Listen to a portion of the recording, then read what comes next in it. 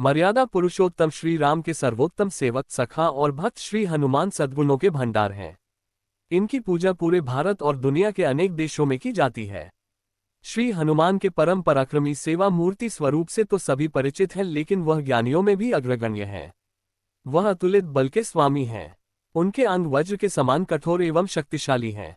उन्हें वज्रांग नाम दिया गया, जो आम बोलचाल में बजरंग बन गया। बजरंग बली केवल गदाधारी महाबली ही नहीं, बल्कि विलक्षण और बहुआयामी मानसिक और प्रखर बौद्धिक गुणों के अद्भुत धनी भी हैं। राम काज अर्थात अच्छे कार्य के लिए वह सदैव तत्पर रहते थे। वह राम सेवा अर्थात सात्विक सेवा के शिखर पुरुष ही नहीं थे, बल्कि अनंत आयामी व्यक्तित्व विकास का महाआकाश है। विवेक, ज्ञान, बल, पराक्रम, संयम, सेवा, समर्पण, नेतृत्व, संपन्नता आदि विलक्षण गुणों के धनी होने के बावजूद उनमें रत्ती भर अहंकार नहीं था। हनुमान सामाजिक समन्वय और विकास के अग्रदूत हैं। वह योद्धा के रूप में पवन गति के स्वामी हैं, बल्कि वह सुशासित राम राज्य के पुरोधा और कुल पुरोहित भी हैं। मान्यता है कि पवन पुत्र हनुमान जी का जन्म मंगलवार के दिन हुआ था, जिस कारण मंगलवार के दिन उनकी विशेष पूजा अर्चना करने का विधान है। चिरंजीवी हनुमान को पवन पुत्र कहा गया है। एक बार हनुमान जी को सुलाकर माता अंजनी गृह कार्य में व्यस्त हो गईं। तभी हनुमान जी की नींद खुल गई तथा भूख से व्याकुल हो सूर्य को मीठा फल समझकर उन्होंने उसे अपने मुख में भर लिया। उस समय ग्रहण चल रहा था।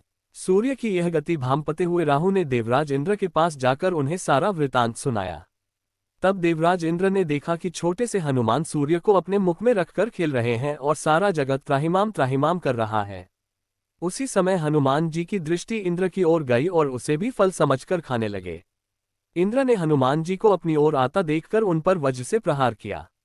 वज्र के प्रहार से सूर्य हनुमान जी के मुख से आजाद हो गए और हनुमान जी मूर्छित होकर गिर पड़े।